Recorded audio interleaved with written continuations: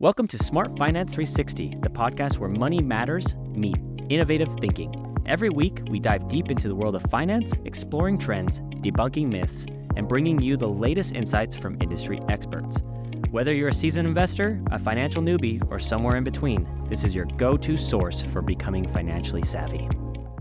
We got the number one VA loan officer in Utah, JHobson. So today we're going to talk about VA loans. So VA has a lot of questions from consumers just because a lot of people don't understand the loan at all.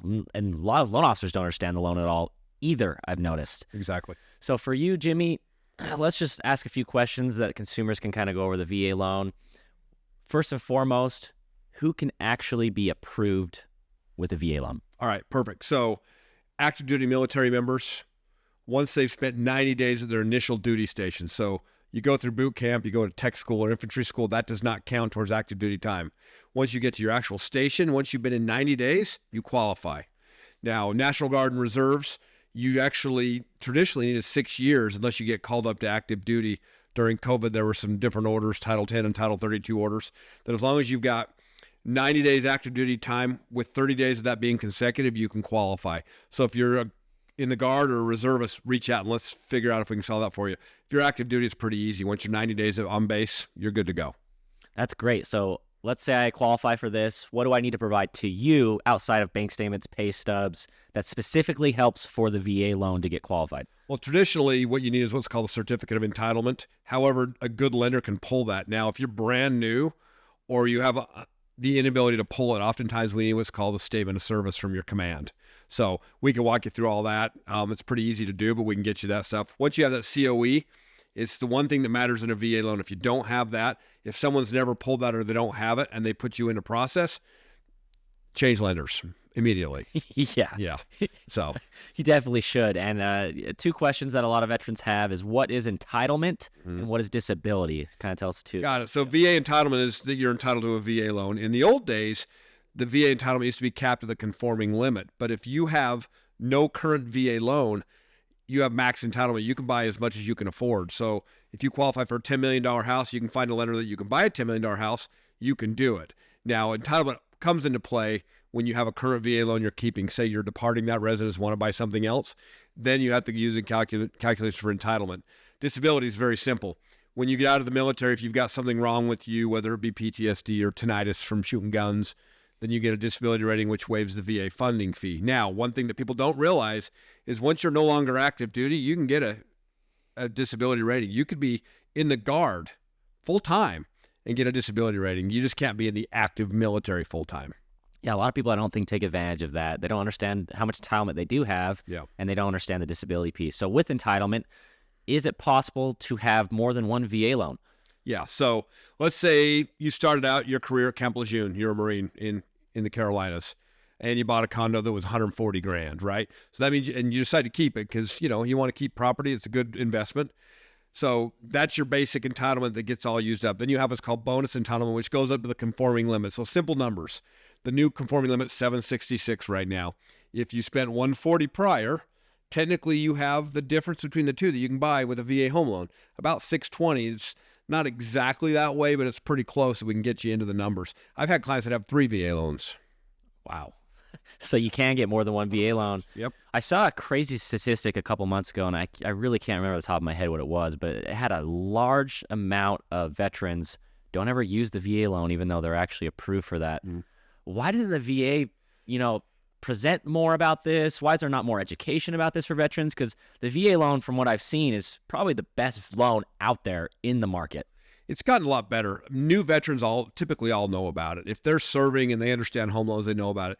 What happens is the guys that served in the 70s, 80s, and early 90s, in the first Gulf War and things like that, and the military does a very poor job of financial literacy. They don't explain anything. They don't explain home ownership, any of those things. So part of the mission, I'm part of Vetted VA. If you're on Facebook, find Vetted VA. If you're a veteran or active duty, join that, ask all the questions. But I'm part of that. Our mission is to serve and educate the veteran, help them understand their home loan benefit. Most of them don't understand it. And even the ones that have done it don't understand it. So it's our job first to educate and then help figure out a path for them.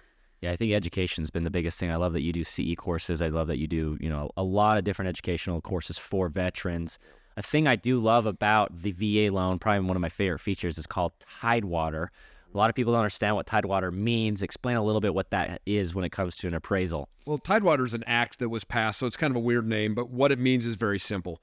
If the appraiser has determined that they cannot achieve value based on what the sales price is, they will invoke Tidewater. And basically, they send it back to you and say, hey, I can't justify the value. Please justify it for me. And so at that point, you get 3 comps to show why the value is there. So they're looking for comps to justify that value. Now, for you realtors out there, they're not going to tell you what value they've achieved. They want you to justify it. So you do that.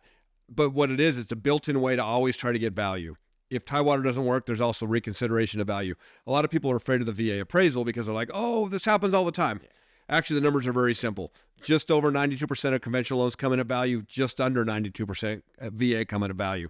So that whole myth that VA loans are terrible and appraisers are bad is frankly bullshit. Yeah, that's off the wall. To me, it's so cool that they offer that Tidewater situation because conventional does not. No. They don't. I mean, you can dispute an appraisal, but I love that the VA will step in, have Tidewater there for you so that we can figure out if this actually is. Give you a mechanism to solve the problem. Does it work every time? No. I mean, it comes in lower sometimes, but it gives you a mechanism to solve it that you do not have built into FHA, conventional, or USDA. Yeah, another myth that people say is, VA loan, not closing this on time.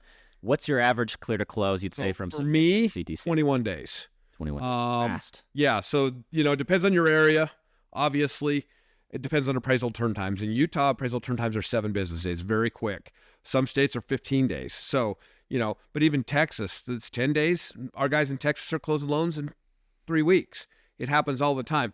If you have a lender that's done their due diligence, they've collected all your docs up front, they have your COE, and you get an appraisal order right away, you can close in 2 weeks on a VA loan. Yeah, you can close very quick. And then as far as FICO goes, I know there's no actual FICO. You can have a 0% FICO score and still get a VA loan. Typically, what do you see ranges from FICO scores that you can get done usually? So the VA has no credit score limitation like we talked about. We've seen people get 509s done. What they're gonna look at is your recent body of credit history. Okay, and sometimes you can overcome some of that stuff. But I had a lady that was in the mid 5s, had some old medical collections because her husband had a heart transplant. Her credit for the last year was impeccable, like hadn't missed a payment, and they got her done, right? So there's ways to overcome things if you know what you're doing. Ideally, to get the best rates and stuff, you really want to be probably 620, 640 or above. You get better rates, and obviously higher than that, 680 to 700 is going to get the best rates. When you get into the low 6s and the 5s, sometimes you got to pay points to get those rates. Now, if you can get seller concessions, it may be worth it, because any house today, when rates drop, could be a lot more money in 6 or 8 months or a year. Yeah, and one thing I like about you is depending on the different investors, I know there's different banks and different credit unions that do a VA loan, don't offer what's called the 3-2-1, 2-1, 1-0 buy down. You can offer that. Sure. Yeah, I mean, buy downs are a big deal right now. And not every lender does it or doesn't ever do every version of it. And right now we're in a buyer's market, so you can get seller concessions. So we have the ability to do a 1-0 buy down, a 1-1 buy down, a 2-1, and a 3-2-1 with our main investor. Others have, say a 1-0 or a 2-1, but they do exist out there. I personally believe temporary buy downs are better than permanent buy downs, especially if you have a disability rating. You're gonna be able to do a VA streamline very easy in 7 to 10 months of the rates drop with very little cost. Yeah, that said, what is a VA streamline for veterans? VA streamline is what they call an IRL. It's an interest rate reduction refinance loan. Very clear parameters. Number one, you have to save 0.5% in interest rate. So if your rate right now is 6.5, you have to get to at least 6. Number two, you have to, the money that it costs to do it, which is normally title fees, right, and credit pull, there's no appraisal, has to be recouped in 36 months. On average, recoupment for me, title fees has been, anywhere between 6 and 8 months max. And again, my philosophy is it depends on how much your house is. If your house is $500,000 or $600,000, saving half points is a big deal. If it's $300,000, probably not a big deal. You might want to wait till you get to a point. But it's the easiest loan there is to do. The VA loan is the best loan, period. But the IRL is even better. You can close it in 10 days. Yeah, it seems like an amazing refinance tool for veterans to get a better rate. 100%. And then a couple more questions I have for you. You're obviously wearing red. Yep. It's Friday. Today, obviously, we're going to post this another day, but why do you wear red? What's kind of the thing there? So Friday is a day we remember everyone deployed. Obviously, there's men and women throughout the world. Whether you love the mission of the military or not, you still can support the troops and what they're doing. They protect the freedoms that we hold dear. And so on Friday, we reference that by wearing red. You know, you'll see a lot of people post about it on the internet if you ever wondered, or on Facebook. What that is basically we're just honoring the troops that are serving outside of this country. Yeah, it's really cool. I love seeing all the people across U-Mortgage, across the country, wearing red on Fridays. That's awesome. And then last question I have for you. What got you to become, ultimately, you're the number one VA loan officer in Utah. You've done a ton of loans. Why did you decide this is going to be my niche? This is what I'm going to focus on. What was kind of that deciding factor? So early on, I just, I tell people all the time, I'm a patriot and a capitalist. I love loans because it pays well, but, I'm a big supporter of the military. Early on, I realized, I love these type of loans. These are my people. I want to help them. My brother served in the Marine Corps. He was 0311 for you jarheads out there that know what that is. Marine Corps infantry, he's been through a lot of shit, and I've seen what he did, and I thought, if I can ease these guys and gals' burdens at all, I'm going to do it, and do it better than everybody else. So I started doing VA training in early 18, started teaching classes, became CE certified to teach it, and I've seen a ton of scenarios.